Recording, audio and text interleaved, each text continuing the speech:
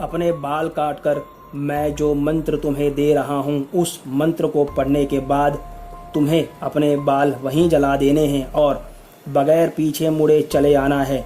यही काम तुम्हें 3 दिन करना है। उसी तीसरे दिन तुम्हें वो मिलेगी। हाँ, वो मिलेगी तुम्हें। फिर बांध लेना उसे अपने वचन में।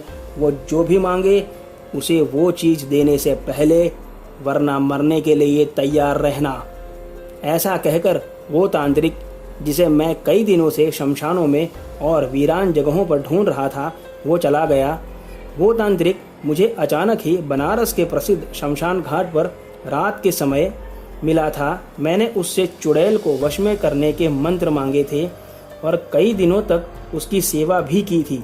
उसी सेवा के फलस्वरूप उस तांत्रिक ने मुझे वो मंत्र बताया था और ये भी कहा था कि वो चुड़ैल डायन, शाकिनी, डाकिनी, खेचरी, पिशाचिनी, रक्त पिशाचिनी कोई भी हो सकती है, क्योंकि ये मंत्र उस शक्ति को बांध लाएगा जो सबसे नज़दीक होगी तुम्हारे। लेकिन अगर तुमने उसे उसने जो मांगा वो दे दिया बगैर मेरे बताए वचन के, जो तुम्हें पहले मांगना है उससे, तभी वो तुम्हारे वश में आएगी, वरना वो तुम्हें एक भयानक मौत देगी।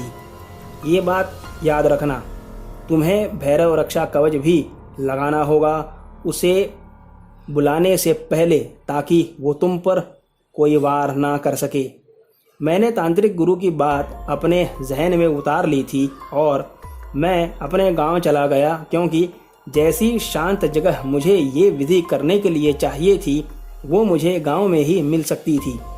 एक रोज़ रात को 12 बजे के बाद मैं तांत्रिक के बताए हुए मंत्र को रटकर गांव की खुली ज़मीन के आगे गोचर के स्थान पर चला गया, जहां कुछ पेड़ लगे होने की वजह से कुछ जंगल जैसा ही माहौल था। वहां जाकर मैंने सुरक्षा घेरा बनाया और अपने बाल काटकर मैंने मंत्र पढ़ना शुरू किया और कुछ ही देर में सारी विधि खत्म करके मैं उठकर घर जाने लगा और मुझे कोई अनुभव नहीं हुआ। दूसरे दिन जब मैं विधि करने के लिए जा ही रहा था तो रास्ते में मुझे एक काफ़ी छोटी बच्ची मिली, जिसने मुझसे कहा कि मुझे भूख लगी है, मुझे खाना खिला दो, मैंने 2 दिन से नहीं खाया है। ये सुनकर मुझे बड़ा दुख हुआ कि इतनी छोटी बच्ची 2 दिन तक खाना खाए बगैर कैसे रही होगी। तो मैंने उससे कहा कि तुम यहीं बैठ जाओ मेरी कुटिया में, मैं अभी थोड़ी देर में आके तुम्हें खाना देता हूँ। उसने मुझसे कहा कि नहीं, तुम वचन दो कि तुम मुझे खाना खिलाओगे, तभी मैं यहाँ से हटूंगी, वरना यहाँ से नहीं जाऊंगी। मैंने सोचे समझे बगैर उसे कह दिया कि मैं तुम्हें खाना खिलाऊंगा। ऐसा कहकर मैं तुरंत अपनी विधि करने के लिए चला।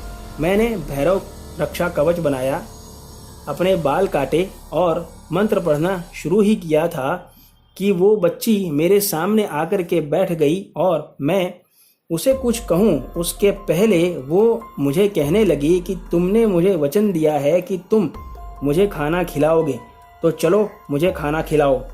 मैं मंत्र जप कर रहा था इसलिए मैं बोल नहीं सकता था।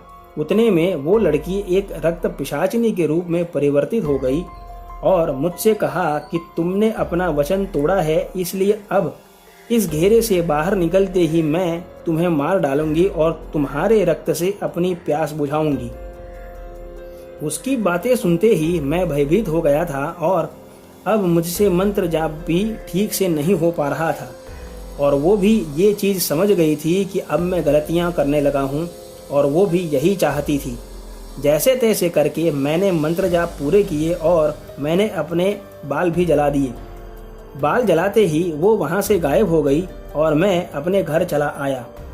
घर आने के बाद मैंने सारी घटना गुरुजी से बताई।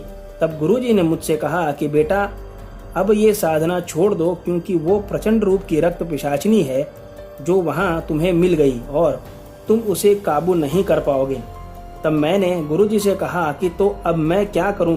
तब उन्होंने मुझे हनुमान जंजीरा दिया और कहा कि इसका एक बार का पाठ ही काफ़ी है किसी भी बुरी शक्ति को दूर रखने के लिए, लेकिन इसे अपने से अलग मत करना और इसका पाठ होते रहे तो ज़्यादा अच्छा है, क्योंकि तुम्हें एक बार रक्त पिशाचिनी का प्रत्यक्षीकरण हो चुका है।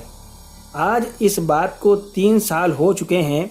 मेरी शादी हो चुकी है और मेरी शादी को भी 2 साल हो चुके हैं, लेकिन मैं पिछले 1 साल से बिल्कुल सहमा सहमा रहता हूँ। जब मेरी पत्नी ने एक रात को अचानक मुझसे कहा कि तुमने अपना वादा तोड़ा है और मैं आज भी भूखी हूँ।